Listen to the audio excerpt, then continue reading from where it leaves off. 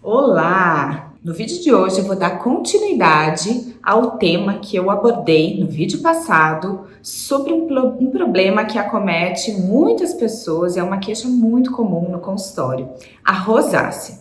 Se você não assistiu ao vídeo anterior, volta lá e assiste, porque lá eu falei sobre o que é exatamente esse problema, quais os principais fatores desencadeantes, as causas, e quais os subtipos, como a gente classifica esse problema de pele. É muito importante a gente entender tudo isso para, nesse vídeo, a gente falar então sobre como abordar e como tratar a rosácea.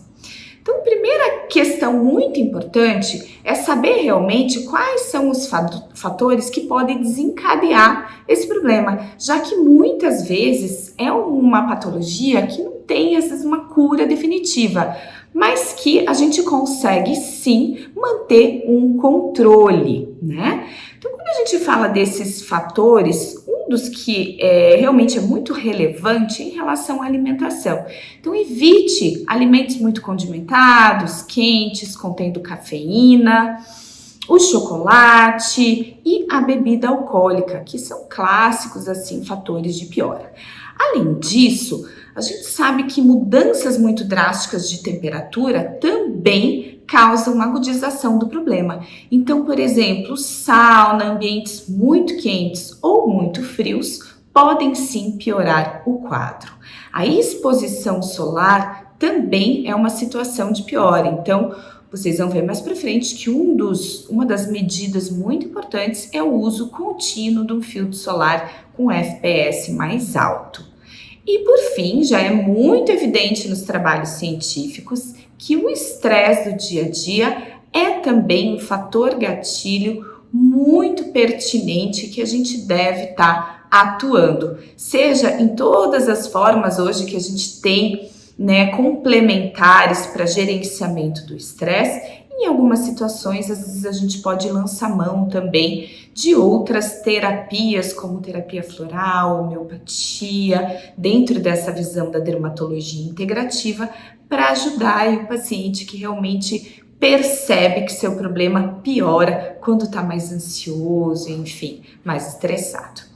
E falando em si da abordagem de prescrição, como a gente vai controlar essas situações, a gente começa então em relação aos cuidados de rotina de home care ou com os produtos tópicos. Então, a primeira questão em relação aos higienizadores, os sabonetes, que a gente sempre recomenda que sejam sabonetes mais neutros, que não contenham substâncias que ressequem mais a pele, que não gerem sensibilidade, já que, em geral, a rosácea está associada a peles mais secas e mais sensíveis. Além disso, evite adstringentes ou tônicos contendo água. Você pode até usar os hidrolatos, águas florais, as águas micelares, que muitas vezes podem ter um efeito calmante.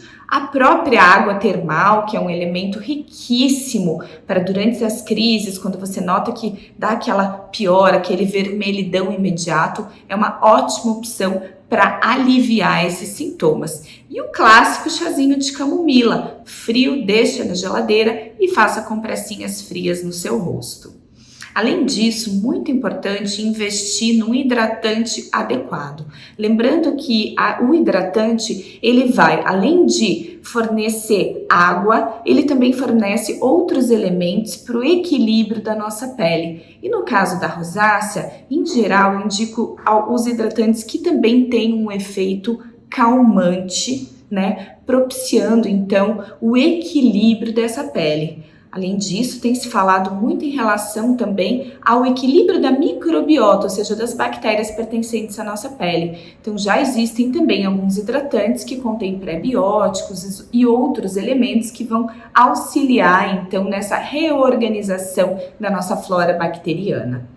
Por fim, existem alguns outros ativos que a gente coloca nesses produtos tópicos que vão agir tanto com uma ação antibacteriana quanto com uma ação de evitar essa dilatação dos vasinhos sanguíneos que acontece então no processo fisiopatológico da formação da rosácea.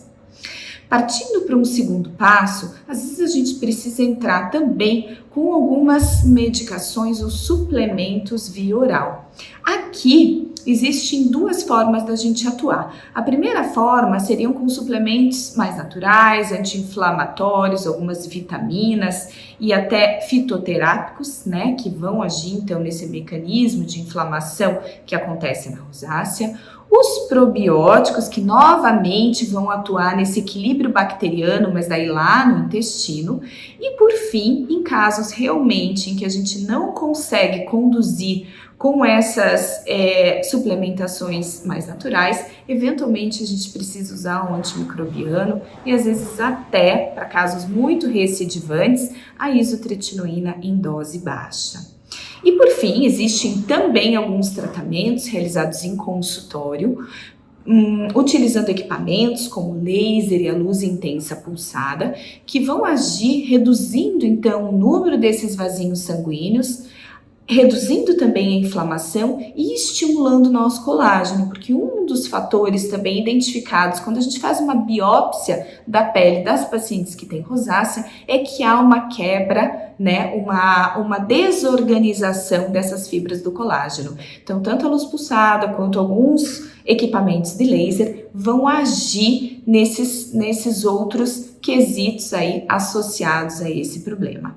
É claro que sempre o tratamento deve ser individualizado, personalizado, de acordo com o seu tipo de pele, de acordo também com o grau da rosácea. E lembrem que, em alguns casos, ela pode estar associada também à rosácea ocular. Daí, o importante é você também fazer um acompanhamento com o oftalmologista.